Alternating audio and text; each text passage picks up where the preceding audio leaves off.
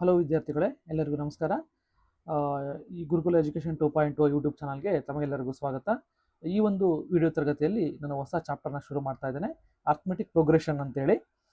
Arithmetic ಪ್ರೋಗ್ರೆಷನನ್ನು ಈ ಒಂದು ಚಾಪ್ಟರ್ಲಿ ಏನೇನು ತಿಳ್ಕೊತೀವಿ ಅಂತಂದರೆ, the definition of arithmetic progression. Arithmetic ಪ್ರೋಗ್ರೆಷನನ್ನು ಕನ್ನಡದಲ್ಲಿ ನಾವು ಸಮಾಂತರ ಶ್ರೇಣಿ ಅಂತ ಕರಿತೀವಿ. ಸಮಾಂತರ ಶ್ರೇಣಿಯ ಅಂದರೆ ಏನು ಅಂತೇಳಿ ತಿಳ್ಕೊತೀವಿ. Second one, types of arithmetic progression. ಸಮಾಂತರ ಶ್ರೇಣಿಯ ಬಗೆಗಳು ಯಾವ್ಯಾವ ಇದಾವೆ ಅಂತ ತಿಳ್ಕೊತೀವಿ. And then general form of arithmetic progression. ಸಮಾಂತರ ಶ್ರೇಣಿಯಲ್ಲಿ ಸಾಮಾನ್ಯ ರೂಪ ಹೇಗಿರುತ್ತೆ ಅಂತೇಳಿ ನಾವು ತಿಳ್ಕೊತೀವಿ. And then nth term of arithmetic progression ಅಂದರೆ ಸಮಾಂತರ ಶ್ರೇಣಿಯಲ್ಲಿ ಎನ್ನೇ ಪದ ಕಂಡುಹಿಡಿಯೋದು ಹೇಗೆ ಅಂತ ತಿಳ್ಕೊತೀವಿ. Sum of first n terms of an A P ಅಂದರೆ ಸಮಾಂತರ ಶ್ರೇಣಿಯಲ್ಲಿ ಮೊದಲ ಎನ್ ಪದಗಳ ಮೊತ್ತವನ್ನು ಹೇಗೆ ಕಂಡುಹಿಡಿಯೋದು ಅಂತ ಕೂಡ ತಿಳ್ಕೊತೀವಿ. ಕೊನೆಯದಾಗಿ ಅರ್ಥಮೆಟಿಕ್ ಮೀನ್. ಇಷ್ಟು ವಿಷಯಗಳನ್ನು ನಾವು ಈ ಒಂದು ಚಾಪ್ಟ್ರಲ್ಲಿ ನಾವು ಡಿಸ್ಕಸ್ ಮಾಡ್ತಾ ಇದ್ದೀವಿ. ಈ ಚಾಪ್ಟರ್ ಕ್ಲೀನಾಗಿ ಅರ್ಥ ಆಗಬೇಕು ಅಂತಂದರೆ ವಿಡಿಯೋವನ್ನು ಸ್ಕಿಪ್ ಮಾಡದೆ ಕೊನೆವರೆಗೂ ನೋಡಿ. ಹಾಗೆ ಯಾರ್ಯಾರು ನಮ್ಮ ಚಾನಲನ್ನು ಸಬ್ಸ್ಕ್ರೈಬ್ ಮಾಡಿಲ್ವೋ ಅವರೆಲ್ಲರೂ ಸಬ್ಸ್ಕ್ರೈಬ್ ಮಾಡ್ಕೊಂಡು ಬನ್ನಿ ಅಂತ ಹೇಳ್ತಾ ಈಗ ಆಕ್ಚುಲಿ ವಿಡಿಯೋಗೆ ಹೋಗೋಣ. ಡೆಫಿನೇಷನ್ ಆಫ್ ಅರ್ಥಮೆಟಿಕ್ ಪ್ರೋಗ್ರೆಷನ್, ಸಮಾಂತರ ಶ್ರೇಣಿಯ ಡೆಫಿನೇಷನ್. ಅದಕ್ಕೆ ಹೋಗೋಕ್ಕಿಂತ ಮುಂಚೆ ನಮಗೆ ಸೀಕ್ವೆನ್ಸ್ ಅಂದರೆ ಏನಂತ ಗೊತ್ತಿರಬೇಕು. Sequence is A collection of numbers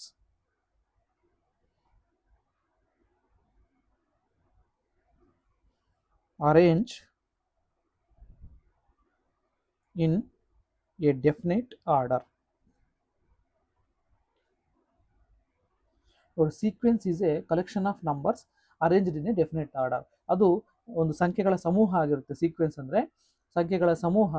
ಆ ಸಂಖ್ಯೆಗಳು ಹೇಗೆ ಅಂದರೆ ಒಂದು ಡೆಫಿನೆಟ್ ಆರ್ಡರಲ್ಲಿ ಜೋಡಣೆ ಆಗಿರ್ತವೆ. ಅಂತಹ ಸಂಖ್ಯೆಗಳ ಸಮೂಹವನ್ನು ನಾವು ಸೀಕ್ವೆನ್ಸ್ ಅಂತ ಕರಿತೀವಿ. Sequence is A collection of numbers. Those numbers are arranged in a definite order. For example, if you take 1, 3, 5, 7, 9 and so on. ಇಲ್ಲಿ ಈ ಎಲ್ಲ ನಂಬರ್ಸು ಕೂಡ ಒಂದಕ್ಕೊಂದು ಸಂಬಂಧ ಇದೆ. What is the difference here?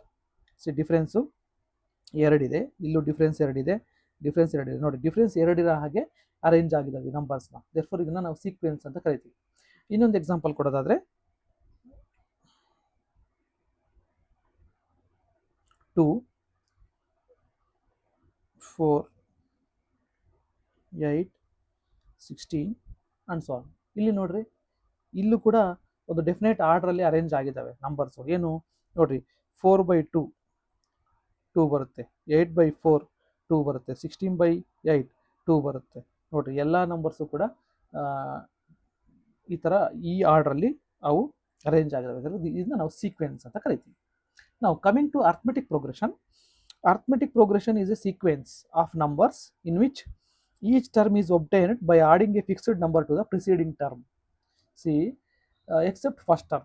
ನೋಡಿ, ಫಸ್ಟ್ ಟರ್ಮ್ಗಿಂತ ಅರ್ಥಮೆಟಿಕ್ ಪ್ರೋಗ್ರೆಷನ್ ಅಂದರೆ ಸಮಾಂತರ ಶ್ರೇಣಿ ಅಂತ. ಈ ಸಮಾಂತರ ಶ್ರೇಣಿ it is A sequence of numbers. ಇದನ್ನ ಸೀಕ್ವೆನ್ಸ್ ಆಫ್ ನಂಬರ್ಸ್ ಅಂತ ಕರಿತೀವಿ. ಅಂದರೆ that means collection of numbers.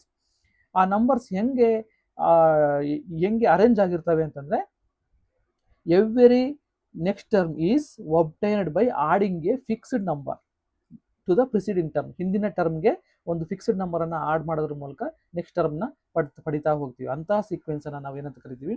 Arithmetic progression ಅಂತ ಕರಿತೀವಿ. ನೋಡ್ರಿ, ಇಲ್ಲಿ ಈ ಫಸ್ಟ್ ಎಕ್ಸಾಂಪಲ್ ಏನಿದೆ, ಈ ಫಸ್ಟ್ ಎಕ್ಸಾಂಪಲ್ ಅರ್ಥಮೆಟಿಕ್ ಪ್ರೋಗ್ರೆಷನ್ಗೆ ಉದಾಹರಣೆ. ಹೆಂಗೆ ಅಂದರೆ ನೋಡ್ರಿ, ಮೊದಲನೇ ನಂಬರ್ಗೆ ನಾವು 2 ಆಡ್ ಮಾಡಿದ್ರೆ ಎರಡನೇ ಟರ್ಮ್ ಬರುತ್ತೆ.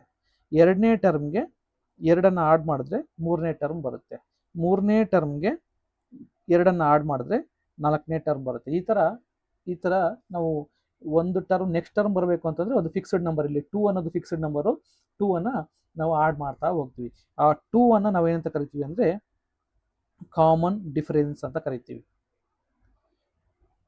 ಡಿ ಅಂತ ಕರಿತೀವಿ, ಕಾಮನ್ ಡಿಫರೆನ್ಸ್ ಅಂತ ಕರಿತೀವಿ. ಅಂದರೆ ಇಲ್ಲಿ ಇನ್ ಅದರ್ ವರ್ಡ್ಸ್, ಬೇರೆ ಥರ ಹೇಳೋದಾದ್ರೆ, an arithmetic progression is a sequence of numbers in which the difference between any two consecutive terms is a constant or same. That type of sequence we call it as arithmetic progression. ಯಾವುದೇ ಒಂದು sequence of numbers ಅಲ್ಲಿ ನಾವು ಯಾವುದೇ ಎರಡು ಅನುಕ್ರಮ ಪದಗಳ ವ್ಯತ್ಯಾಸ ತಗೊಂಡ್ರೆ ಅದು ಒಂದೇ ಆಗಿರಬೇಕು, ಸಮ ಆಗಿರಬೇಕು. ಅಂತ ಶ್ರೇಣಿಯನ್ನು ನಾವು ಸಮಾಂತರ ಶ್ರೇಣಿ ಅಂತ ಕರಿತೀವಿ. ಸಮ ಅಂತರ, ಹೆಸರು ಹೇಳುತ್ತೆ, ಸಮ ಅಂತರ ಅಂದ್ರೆ ಅಂತರ ಸಮ ಇರಬೇಕು. ಯಾವುದೇ ಎರಡು ಪದಗಳಿಗೆ ತಗೊಂಡ್ರೆ ಅಂತರ ಸೇಮ್ ಇರಬೇಕು, ಅದನ್ನ ನಾವು ಸಮಾಂತರ ಶ್ರೇಣಿ ಅಂತ ಕರಿತೀವಿ. ಮುಂದೆ ಹೋಗೋಣ. ನೋಡಿ ಎಕ್ಸಾಂಪಲ್, ಈ 1 3 5 7 9 ಒಂದು ಅರ್ಥಮೆಟಿಕ್ ಪ್ರೋಗ್ರೆಷನ್ ಅನ್ನ ಸಮಾಂತರ ಶ್ರೇಣಿಗೆ ಉದಾಹರಣೆ ತಗೊಂಡಿದ್ವಿ. ಇದರಲ್ಲಿ ಈ ಮೊದಲನೇ ಪದ ಏನಿದೆ ಇದನ್ನ ಫಸ್ಟ್ ಟರ್ಮ್ ಅಂತ ಕರಿತೀವಿ, ಫಸ್ಟ್ ಟರ್ಮ್. ಇದನ್ನ 3 ಅನ್ನ ಸೆಕೆಂಡ್ ಟರ್ಮ್ ಅಂತ ಕರಿತೀವಿ, ಎರಡನೇ ಪದ. 5 ಅನ್ನ ಥರ್ಡ್ ಟರ್ಮ್ ಅಂತ ಕರಿತೀವಿ, 7 ಅನ್ನ ಫೋರ್ತ್ ಟರ್ಮ್ ಅಂತ ಕರಿತೀವಿ, 9 ಅನ್ನ ಫಿಫ್ತ್ ಟರ್ಮ್ ಅಂತ ಕರಿತೀವಿ. ಆಯ್ತಾ? ಸಿ, ಇವನ್ನ ಪದಗಳು 1ನೇ ಪದ, 2ನೇ ಪದ, 3ನೇ ಪದ, 4ನೇ ಪದ, 5ನೇ ಪದ ಅಂತ ಕನ್ನಡದಲ್ಲಿ ಅಂತಾರೆ. First term, second term, third term, fourth term, fifth term ಅಂತೇಳಿ. ನಾವು ಏನು ಈ ವ್ಯತ್ಯಾಸ ಬರುತ್ತಲ್ವಾ, the difference between any two consecutive terms. ನೋಡಿ, ಎರಡನೇ ಪದ ಮತ್ತು ಮೊದಲನೇ ಪದ ಮಧ್ಯೆ ಇರತಕ್ಕಂಥ ವ್ಯತ್ಯಾಸ ಏನು? 2 ಇದೆ. ಮೂರನೇ ಪದ ಮತ್ತು ಎರಡನೇ ಪದ ಇರತಕ್ಕಂಥ ವ್ಯತ್ಯಾಸ 2 ಇದೆ. 4ನೇ ಪದ ಮತ್ತು 3ನೇ ಪದಕ್ಕೆ ವ್ಯತ್ಯಾಸ 2 ಇದೆ. 5ನೇ ಪದ ಮತ್ತು 4ನೇ ಪದಕ್ಕೆ ವ್ಯತ್ಯಾಸ 2 ಇದೆ. ನೋಡಿ, ಎಲ್ಲಾ ವ್ಯತ್ಯಾಸಗಳು ಕೂಡ ಸಮ ಇದೆ. ಇಲ್ಲಿ ಯಾವುದೇ 2 ಅನುಕ್ರಮ ಪದಗಳ ವ್ಯತ್ಯಾಸ ಸಮ ಇದೆ, ಒಂದೇ ಆಗಿದೆ. ಅದನ್ನ ನಾವು ಏನಂತ ಕರಿತೀವಿ? ಕಾಮನ್ ಡಿಫರೆನ್ಸ್, ಡಿ ಅಂತ ಕರಿತೀವಿ. Common difference, D, common difference, common difference ಅಂತ ಕರಿತೀವಿ. ನೋಡಿ, ಈ ಎಕ್ಸಾಂಪಲ್ ಅಲ್ಲಿ ಕಾಮನ್ ಡಿಫರೆನ್ಸ್ ಎಷ್ಟಿದೆ? 2 ಇದೆ. ಮತ್ತೆ ಯಾವುದೇ ಒಂದು ಸಮಾಂತರ ಶ್ರೇಣಿಯಲ್ಲಿ ಅರ್ಥಮೆಟಿಕ್ ಪ್ರೋಗ್ರೆಷನ್ ಅಲ್ಲಿ ನಾವು ಎ ಅನ್ನ ಫಸ್ಟ್ ಟರ್ಮ್ ಅಂತ ಅನ್ಕೊಂತೀವಿ. First term, a is the first term and d is the common difference. This is an example for arithmetic progression. ಈಗ ಅರ್ಥಮೆಟಿಕ್ ಪ್ರೋಗ್ರೆಷನ್ ಅಂದ್ರೆ ಏನು ಅಂತೇಳಿ ಕ್ಲಿಯರ್ ಆಗಿ ಅರ್ಥ ಆಗಿದೆ ಅನ್ಕೊಂತೀನಿ. ಮುಂದೆ ಹೋಗೋಣ. ನೋಡ್ರಿ, common difference can be negative, 0 or positive.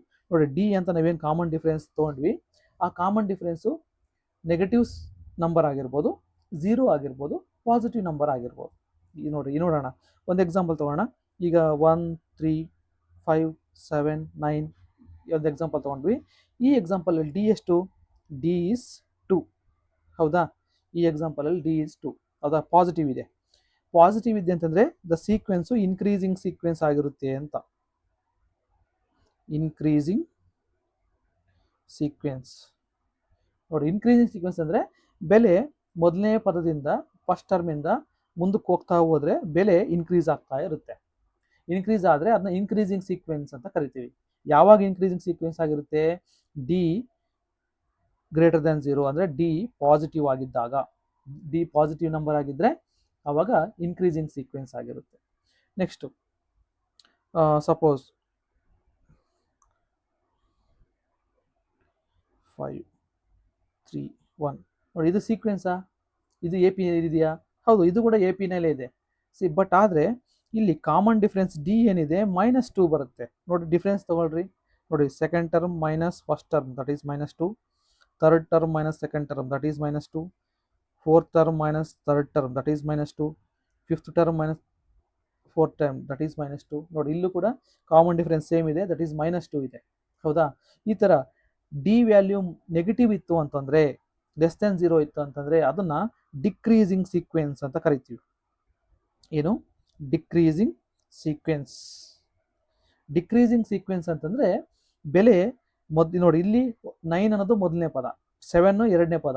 ನೋಡಿ, ಹಿಂಗ್ ಮುಂದಕ್ಕೆ ಹೋಗ್ತಾ ಹೋಗ್ತಾ ಹೋಗ್ತಾ ಬೆಲೆ ಕಡಿಮೆ ಆಗ್ತಾ ಹೋಗುತ್ತೆ.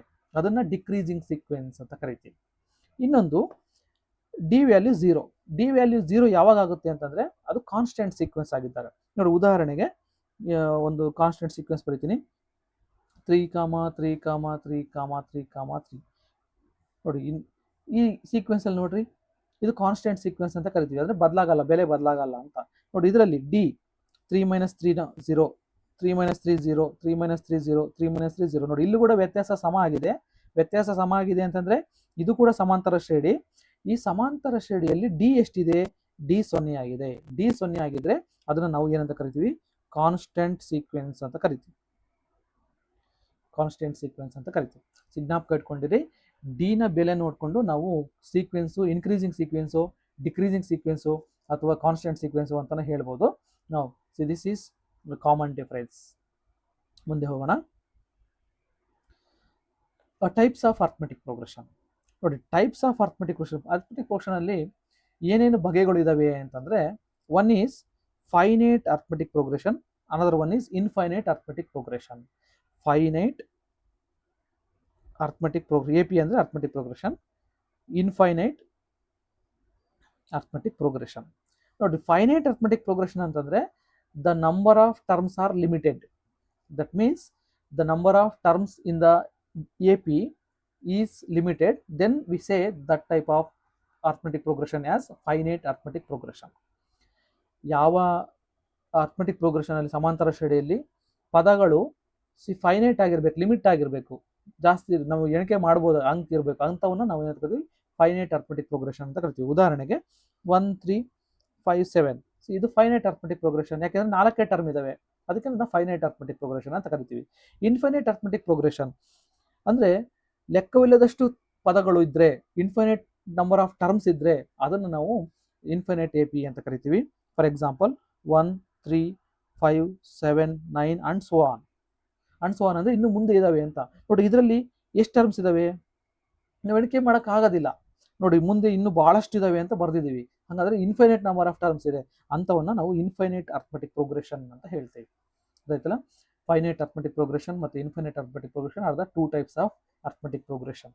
ಮುಂದೆ ಹೋಗೋಣ. General form of arithmetic progression. Arithmetic progression general form ಹೇಗಿರುತ್ತೆ ಅಂತ ನೋಡೋಣ. ನಾವು ಒಂದು ಎಕ್ಸಾಂಪಲ್ ತಗೋಣ. ಸಿ 1 3 5 7 ಅಂಡ್ ಸೋ ಆನ್ ಒಂದು ಅರ್ಥಮೆಟಿಕ್ ಪ್ರೋಗ್ರೆಷನ್ ಇದೆ ಅಂತ ಅನ್ಕೊಳ್ಳೋಣ. ನೋಡಿ, ಇಲ್ಲಿ ಫಸ್ಟ್ ಟರ್ಮ್ ನಾನು ಏನಂತ ಕರಿತೀನಿ, ಫಸ್ಟ್ ಟರ್ಮ್ ನಾನು ಎ ಅನ್ಕೊಂತೀನಿ, ಕಾಮನ್ ಡಿಫರೆನ್ಸ್ ಡಿ ಅಂತ ಅನ್ಕೊಂತೀನಿ, ಕಾಮನ್ ಡಿಫರೆನ್ಸ್ ಅನ್ನ. ನೋಡಿ, ಈ ಒಂದು ಪರ್ಟಿಕ್ಯುಲರ್ ಅಲ್ಲಿ ಎಕ್ಸಾಂಪಲ್ ಅಲ್ಲಿ ಕಾಮನ್ ಡಿಫರೆನ್ಸು ಏನಿದೆ 2 ಇದೆ, ಹೌದಾ. ನಾವು ಇದು 1, ನಾವು 1ಗೆ ಹಾಗೆ ಬರಿತೀನಿ, ಈ 3 1 + 2 ಅಂತ ಬರಿತೀನಿ, 5 ಏನು 1 + 2d ಅಂತ ಬರಿತೀನಿ, ಅಲ್ಲ 1 + 4 ಅಂತ ಬರಿತೀನಿ, 7 1 + 6 ಅಂತ ಬರಿತೀನಿ, ಬರಿಬೋದಾ. And so on. ಈ 1 ಹಾಗೆ ಬರಿತೀನಿ, ಈ 1 ಡಿ ವ್ಯಾಲ್ಯೂ ಇಲ್ಲಿ 2 ಇದೆ, ಹೌದಾ. D is equal to 2. ನಾವು 1 + ಈ 2 × 2 ಅಂತ ಬರ್ತೀನಿ, 4 1 + 2 × 3 ಅಂತ ಬರಿತೀನಿ, ಬರಿಬೋದಾ. ನಾವು ಈಗ ಇದನ್ನ 1 + d 1 + 2d 1 + 3d and so on ಈ ಥರ ಬರಿಬೋದು. ಹಾಗಾದರೆ the general form of arithmetic progression ಹೇಗಿರುತ್ತಪ್ಪ ಅಂತಂದರೆ, ಫಸ್ಟ್ ಟರ್ಮ್ ಎ ಅಂದ್ಕೊಂಡ್ರೆ ಅದ್ರ ನೆಕ್ಸ್ಟ್ ಟರ್ಮು ನಾವು ಕಾಮನ್ ಡಿಫರೆನ್ಸನ್ನು ಆಡ್ ಮಾಡಿದ್ರೆ ನೆಕ್ಸ್ಟ್ ಟರ್ಮ್ ಬರುತ್ತೆ. ಥರ್ಡ್ ಟರ್ಮ್ ಬೇಕು ಅಂತಂದರೆ ಅದ್ರ ಕಾಮನ್ ಡಿಫರೆನ್ಸ್ಗೆ 2 ಟೈಮ್ಸ್ ಮಲ್ಟಿಪ್ಲೈ ಮಾಡಿದ್ರೆ ನಮಗೆ ಥರ್ಡ್ ಟೈಮ್ ಬರುತ್ತೆ. A + D A + 2d A + 3d A + 4d and so on. So this is the general form of arithmetic progression. Arithmetic progression ನ ಸಾಮಾನ್ಯ ರೂಪ ಈ ತರ ಇರುತ್ತೆ. Suppose if a is the first term and d is the common difference of arithmetic progression, then general form of arithmetic progression is given by a, a plus d, a plus 2d, a plus 3d, a plus 4d and so on. ಇದು ಸಮಾಂತರ ಶ್ರೇಣಿಯ ಸಾಮಾನ್ಯ ರೂಪ. ಆಯ್ತಾ? ಮುಂದೆ ಹೋಗೋಣ. ಇದನ್ನ ಜ್ಞಾಪಕ ಇಟ್ಕೋಬೇಕು ಸಾಮಾನ್ಯ ರೂಪವನ್ನ. ನಾವು nth term of an arithmetic progression.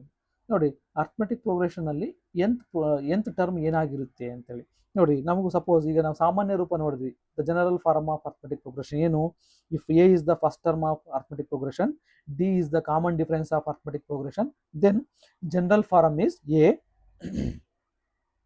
A plus d, a plus 2d, a plus 3d and so on. ಇನ್ನು ಮುಂದಕ್ಕಿದ್ದಾವೆ ಅಂತ ಅನ್ಕೊಳ್ಳೋಣ. ನೋಡಿ, ಇದನ್ನ ಫಸ್ಟ್ನೇ ಟರ್ಮ್ ಅನ್ನ a1 ಅಂತ ಕರಿತೀನಿ, ಸೆಕೆಂಡ್ ಟರ್ಮ್ ಅನ್ನ a2 ಅಂತ ಕರಿತೀನಿ, ಥರ್ಡ್ ಟರ್ಮ್ ಅನ್ನ a3 ಅಂತ ಕರಿತೀನಿ, ಫೋರ್ತ್ ಟರ್ಮ್ ಅನ್ನ a4 ಅಂತ ಕರಿತೀನಿ. ಈಗ ಮುಂದಕ್ಕೆ ಇನ್ನೂ ಟರ್ಮ್ಸ್ ಇರ್ತವೆ, ನಮ್ಗೆ ಎಷ್ಟಿದಾವೆ ಅಂತ ಗೊತ್ತಿಲ್ಲ. ಇಲ್ಲೆಲ್ಲೂ ಎನ್ನೇ ಪದ ಇದೆ ಅಂತ ಅನ್ಕೊಳ್ಳೋಣ, ಇನ್ನು ಮುಂದಕ್ಕಿದ್ದಾವೆ. ಹಾಗಾದ್ರೆ ಈ ಎನ್ನೇ ಪದ ಏನಾಗಿರುತ್ತೆ ಅಂತಂತಂದ್ರೆ a plus n-1 into d ಆಗಿರುತ್ತೆ ಈ ಎನ್ನೇ ಪದ. ಅಂದರೆ nth term of arithmetic progression an is equal to a plus n-1 into d ಆಗಿರುತ್ತೆ. ಆಯ್ತಾ? ಯಾಕೆ ಅದು ಆಗಿರುತ್ತೆ ಅಂದರೆ ನೋಡ್ರಿ, ಇಲ್ಲಿ a ಪ್ಲಸ್ ಡಿ ನೋಡಿ ಏನಾಗಿರುತ್ತೆ, ಇದು ಒಂದನೇ ಟರ್ಮು ಹಾಗೆ ಬರಿತೀನಿ, ನಾನು ಫಸ್ಟ್ ಟರ್ಮ್ ಹಾಗೆ ಬರಿತೀನಿ, ಎ ಪ್ಲಸ್ ಇದನ್ನೇನಂತ ಬರಿತೀನಿ ಅಂದರೆ 0 ಇಂಟು ಡಿ ಅಂತ ಬರಿತೀನಿ. ಅಂದರೆ 0 ಇಂಟು ಡಿ ಅನ್ನು ನಾನು 1 ಮೈನಸ್ 1 ಇಂಟು ಡಿ ಅಂತ ಬರಿತೀನಿ ಫಸ್ಟ್ನೇ ಟರ್ಮನ್ನು. ಸೆಕೆಂಡ್ನೇ ಟರ್ಮನ್ನು a plus 2 minus 1 into d ಅಂತ ಬರಿತೀನಿ. ಮೂರನೇ ಟರ್ಮನ್ನು a plus 3 minus 1 into d ಅಂತ ಬರಿತೀನಿ. ಯಾವುದು ಇದು ಎ ಪ್ಲಸ್ 2ಡಿನ. ಎ ಪ್ಲಸ್ 4ಡಿ ನಾಲ್ಕನೇ ಟರ್ಮನ್ನು a plus 4 minus 1 into d ಅಂತ ಬರಿತೀನಿ. ಬರಿಬೋದಾ? ನಾನು ಸೋ ಆನ್. ನೋಡಿ ಇವನ್ನೆಲ್ಲನ ಅಬ್ಸರ್ವ್ ಮಾಡಿದ್ರೆ ಎಲ್ಲದರಲ್ಲೂ ಕೂಡ ಫಸ್ಟ್ ಟರ್ಮ್ ಎ ಇದೆ, ಎ ಹಾಗೆ ಬರೆದಿದ್ದೀನಿ, ಪ್ಲಸ್ ಇದೆ, ಪ್ಲಸ್ ಬರೆದಿದ್ದೀನಿ, ಪ್ಲಸ್. ನೋಡಿರಿ ಫಸ್ಟ್ ಟರ್ಮ್ ಆಗಿದ್ದರೆ ಒಂದನೇ ಟರ್ಮ್ ಆಗಿದ್ದರೆ 1 ಮೈನಸ್ 1 ಬರುತ್ತೆ, ಎರಡನೇ ಟರ್ಮ್ ಆಗಿದ್ದರೆ 2 ಮೈನಸ್ 1, ಮೂರನೇ ಟರ್ಮ್ ಆಗಿದ್ದರೆ 3 ಮೈನಸ್ 1, ನಾಲ್ಕನೇ ಟರ್ಮ್ ಆಗಿದ್ದರೆ 4 ಮೈನಸ್ 1. ಹಾಗಾದರೆ ಎನ್ನೇ ಟರ್ಮ್ ಆಗಿದ್ದರೆ ಎನ್ ಮೈನಸ್ 1 ಬರುತ್ತೆ.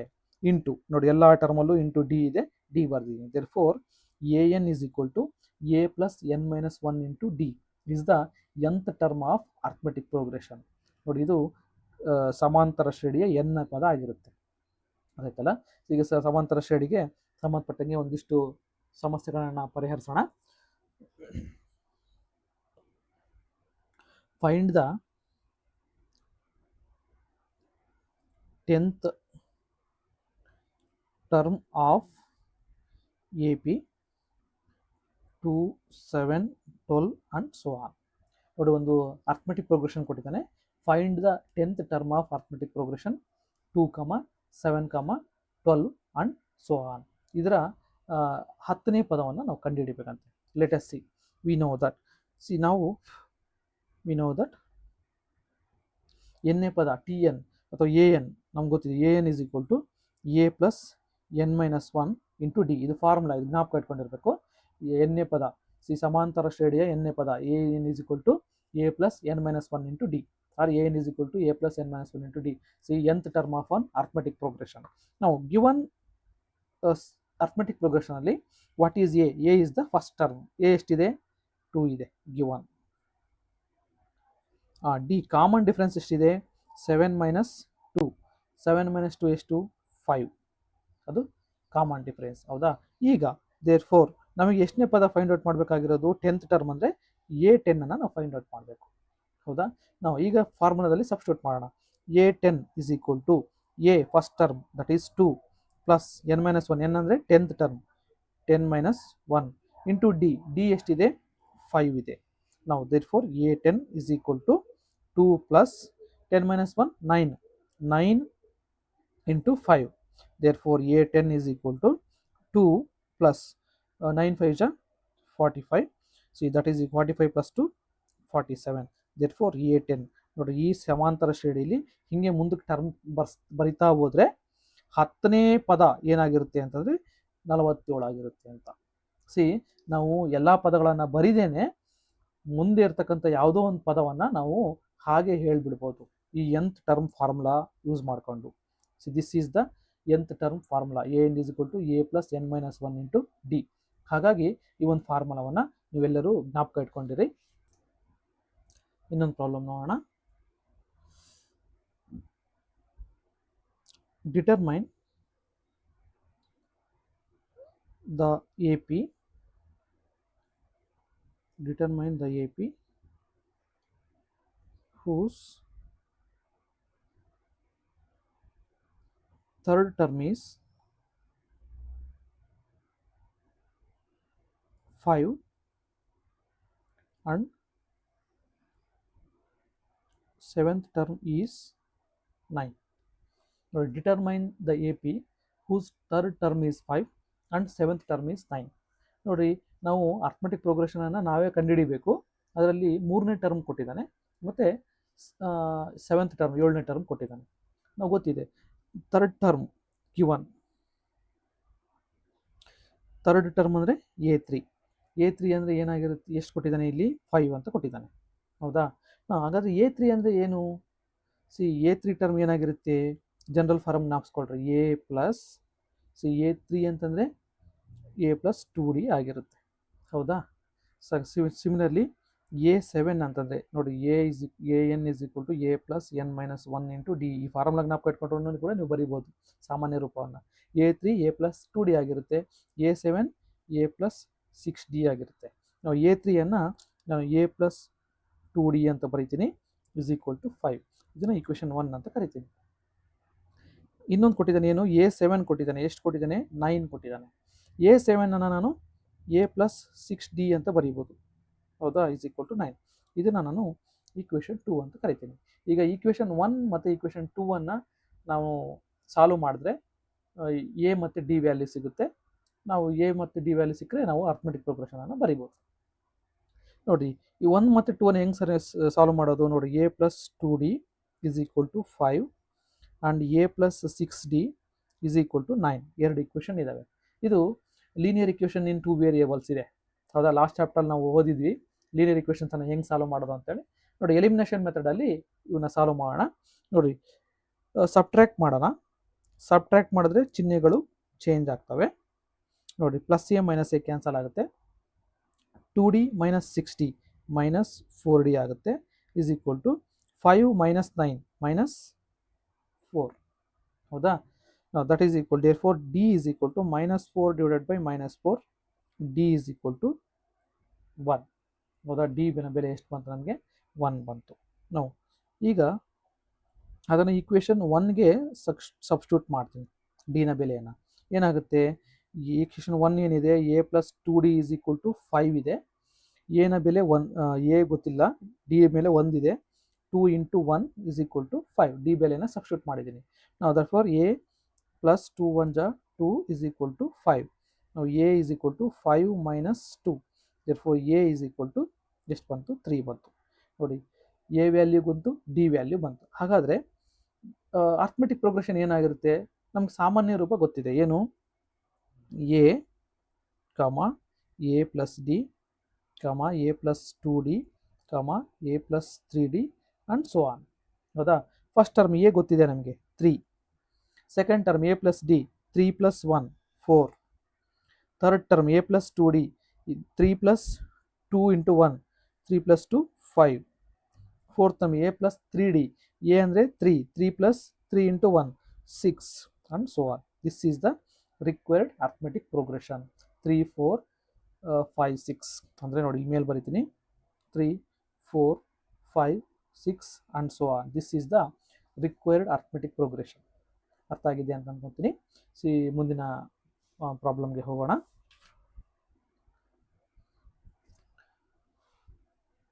ಹೌ ಮೆನಿ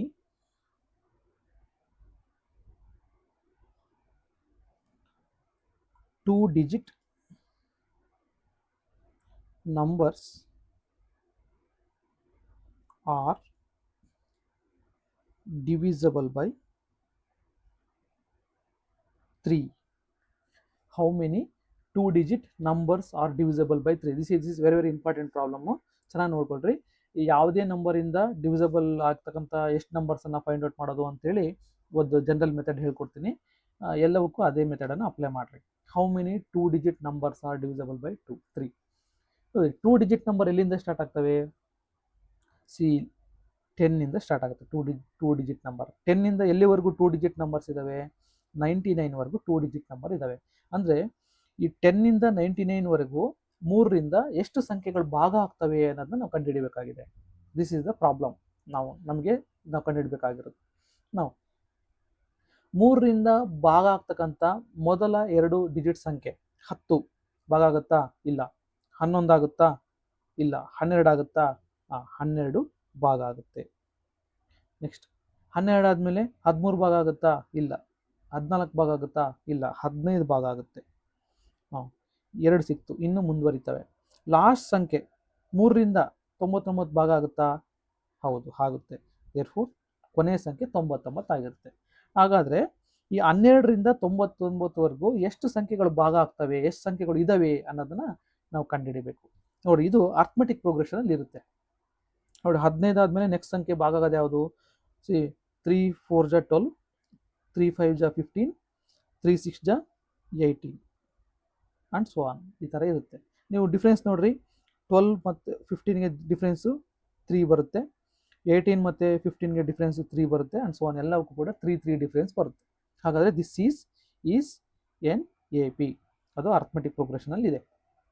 ಹಾಗಾದರೆ ಇಲ್ಲಿ ಎಷ್ಟು ಟರ್ಮ್ಸ್ ಇದೆ, 99 ಅನ್ನೋದು ಎಷ್ಟನೇ ಟರ್ಮು ಅಂತ ಫೈಂಡ್ ಔಟ್ ಮಾಡಿದ್ರೆ ನಮಗೆ ಈ ಪ್ರಾಬ್ಲಮ್ಗೆ ಸೊಲ್ಯೂಷನ್ ಸಿಗುತ್ತೆ, ಹೌದಲ್ಲ? ಹಾಗಾದರೆ ನೋಡಿ, ಇದು first term, second term, third term, ಇದನ್ನ ಎನ್ ಎ ಪದ ಅಂತ ಅನ್ಕೊಳ್ಳೋಣ, ಎದ್ ಟರ್ಮ್ ಅಂತ ಅನ್ಕೊಳ್ಳೋಣ, ಎ ಎನ್ ಅಂತ ಅನ್ಕೊಳ್ಳೋಣ. ಈ ಎ ಎನ್ ಅನ್ನು ನಮಗೆ ಗೊತ್ತಿದೆ, we know that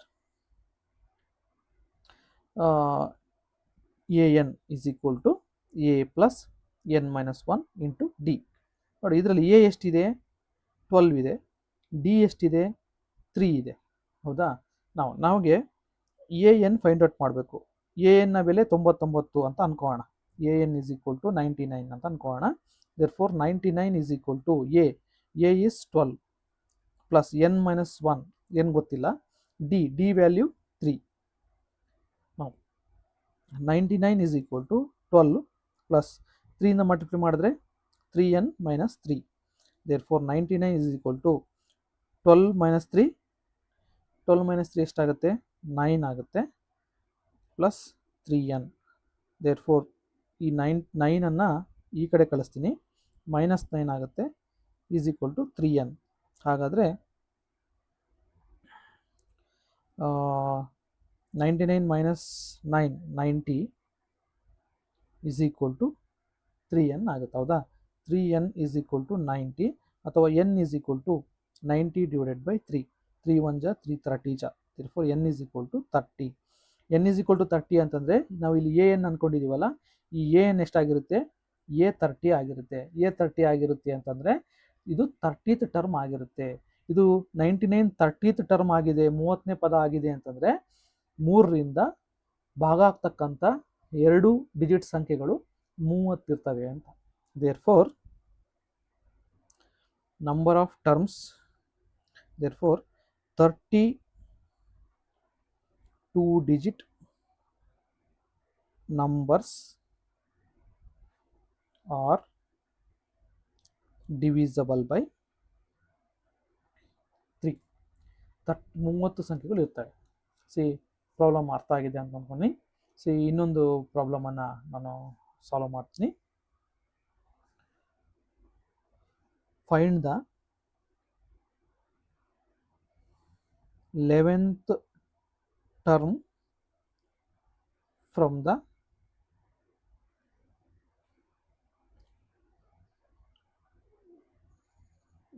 given arithmetic progression 10, 7, 4 and so on.